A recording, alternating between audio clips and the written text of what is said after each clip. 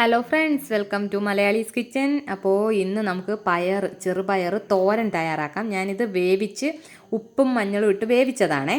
ഇനി തോരന് വേണ്ടുന്ന തേങ്ങ അരയ്ക്കാനെടുക്കാം. ഞാൻ ഇതിലേക്ക് ഒരു 4 വെളുത്തുള്ളി എടുത്തിട്ടുണ്ട്. അതുപോലെ 3 പച്ചമുളക്, 1/4 ടീസ്പൂൺ ജീരകവും 1 മുറി തേങ്ങയും ഇത്രയും എടുത്തിട്ടുണ്ട്. ഇത് നമുക്കൊന്ന് അരയ്ക്കാനായിട്ട് മിക്സിയുടെ ജാറിലോട്ട് ഇട്ട് കൊടുക്കാം. അപ്പം മിക്സിയുടെ ജാറിലിട്ട് നമുക്ക് തോരന് ചതയ്ക്കുമ്പം തോരന് അരച്ചെടുക്കുകയല്ലല്ലോ, ഒന്ന് ക്രഷ് ചെയ്തെടുത്താൽ മതി. അപ്പോൾ നമുക്ക് തേങ്ങയെല്ലാം മിക്സിയുടെ ജാറിലേക്ക് ഇട്ട് കൊടുത്ത് കൂട്ടത്തിൽ വെളുത്തുള്ളിയും കൂടി ഇടുന്നുണ്ട് കേട്ടോ. അതല്ല, പച്ചമുളകിന് പകരം നിങ്ങൾക്ക് വറ്റൽമുളക് ചേർക്കണമെന്നുണ്ടെങ്കിൽ വറ്റൽമുളക് ചേർക്കാം. അതല്ല, മുളക് പൊടി വേണമെങ്കിൽ അത് ചേർക്കാം. ഞാൻ പച്ചമുളകാണ് ചേർക്കുന്നത്. ഇനി നമുക്കിതൊന്ന് ജസ്റ്റ് ഒന്ന് അരച്ചിട്ട് ഒന്ന് ചതച്ചെടുക്കാം. അപ്പോൾ ഞാൻ ചതച്ചെടുത്തു. ഇനി നമുക്കൊരു പാൻ വെക്കാം. പാൻ വെച്ച് അതിലേക്ക് വെളിച്ചെണ്ണ ഒഴിച്ചു കൊടുക്കാം. ഒരു 1 ടീസ്പൂണോളം അല്ലെങ്കിൽ 1.5 ടേബിൾ, നമുക്ക് കടുക് താളിക്കാനായിട്ട് വേണ്ടുന്ന വെളിച്ചെണ്ണയാണ് ഞാൻ ഒഴിച്ചു കൊടുത്തിട്ടുള്ളത്. ഇനി നമുക്കിതിലേക്ക് അപ്പം ഞാൻ 1 ടീസ്പൂണോളം ഉഴുന്നിട്ടിട്ടുണ്ട്. അതുപോലെ ഒരു 1/2 ടീസ്പൂണോളം കടുക്, അതുപോലെ ഒരു 1/4 ടീസ്പൂൺ ജീരകം. അപ്പോൾ എല്ലാവർക്കും മിക്കുള്ളവർക്കും എൻ്റെ ഡിഷ് കാണുമ്പോൾ അറിയാം, ഒട്ടുമിക്ക ഡിഷിലും കടുക് താളിക്കാനായിട്ട് ഞാൻ ജീരകം യൂസ് ചെയ്യാറുണ്ട്. അതെനിക്ക് അതിൻ്റെ ഒരു ടേസ്റ്റ് ഇഷ്ടമുള്ളത് കൊണ്ടാണ്. നിങ്ങൾക്കത് അവോയ്ഡ് ചെയ്യാം, അതൊരു ഓപ്ഷണൽ മാത്രമാണ് കേട്ടോ. ഇനി നമുക്ക് ആ കടുക് പൊട്ടി തുടങ്ങുന്നുണ്ട്, നമുക്കൊന്ന് ഇളക്കി കൊടുക്കാം. അപ്പം ഇതേ നിങ്ങൾ കണ്ടില്ലേ, നമ്മളുടെ ഉഴുന്നുപരിപ്പൊക്കെ മൂത്തിട്ടുണ്ട്. ഇനി നമുക്ക് കറിവേപ്പില ഇട്ട് കൊടുക്കാം. ഇനി നമുക്ക് ഈ കറിവേപ്പില ഒന്ന് മൂത്തിട്ടുണ്ട്.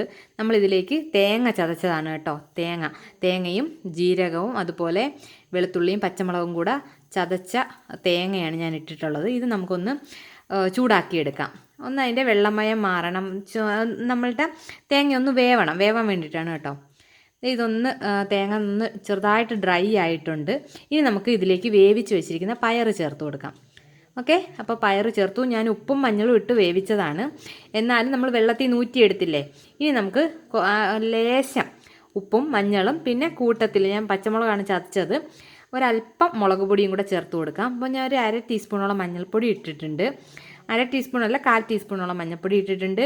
ഇനി നമുക്കൊരു 1/4 ടീസ്പൂൺ ഉപ്പ് കൂടി ചേർത്ത് കൊടുക്കണം. കാര്യം ഉപ്പ് ഞാൻ പറഞ്ഞില്ല, ഞാൻ കുറച്ചേ ചേർത്തിട്ടുണ്ടായിരുന്നുള്ളൂ. അതുപോലെ ഒരു 1/4 ടീസ്പൂൺ മുളക് പൊടിയും കൂടെ ചേർത്തിട്ടുണ്ട്. മുളക് പൊടി ചേർക്കുന്നത് വേറെ ഒന്നും കൊണ്ടുമല്ല, ഞാൻ പച്ചമുളക് ഇട്ടിട്ടുണ്ടെങ്കിൽ ചെറിയൊരു റെഡിഷ് കളറും കൂടെ കിട്ടാൻ വേണ്ടിയിട്ടാണ് കേട്ടോ. അതിന് വേണ്ടിയിട്ടാണ്. ഞാൻ തേങ്ങ ഇട്ട് നന്നായിട്ട് ഇളക്കി. ഉപ്പ് ഞാൻ ഇപ്പോഴാണ് ചേർക്കുന്നത് കേട്ടോ. ഉപ്പ് ഞാൻ അപ്പോഴും ചേർത്തില്ലായിരുന്നു. ഇപ്പോൾ ഒരു 1/4 ടീസ്പൂൺ, നിങ്ങൾ കണ്ടില്ലേ, ഒരു 1/4 ടീസ്പൂൺ ഉപ്പേ ഞാൻ ചേർത്തിട്ടുള്ളൂ.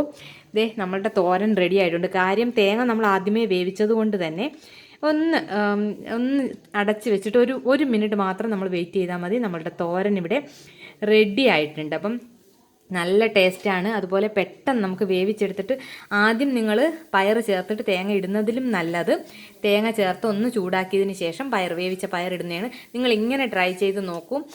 ഈവൻ രാത്രി ആയാലും ഒരു രീതിയിലും കേടുവരാത്ത രീതിയിൽ നമുക്ക് പയർ തോരൻ തയ്യാറാക്കാം. അപ്പോൾ ഈ ഒരു രീതിയിൽ നിങ്ങൾ പയർ തോരൻ ട്രൈ ചെയ്ത് നോക്കുക. എന്നിട്ട് നിങ്ങളുടെ ഫീഡ്ബാക്ക് കമൻറ്റ് ചെയ്യുക. നല്ലൊരു ഡിഷുമായിട്ട് ഇനിയും കാണാം. ഞാൻ സെർവിങ് ബൗളിലേക്ക് മാറ്റിയതിന് ശേഷം എൻ്റെ കയ്യിലുണ്ടായിരുന്ന കറിവേപ്പിലയാണ് കേട്ടോ. കറിവേപ്പില വെച്ചിട്ടുണ്ട്, ഡെക്കറേറ്റ് ചെയ്തിട്ടുണ്ട്. അപ്പോൾ നിങ്ങളെല്ലാവരും ഒന്ന് ട്രൈ ചെയ്ത് നോക്കുക.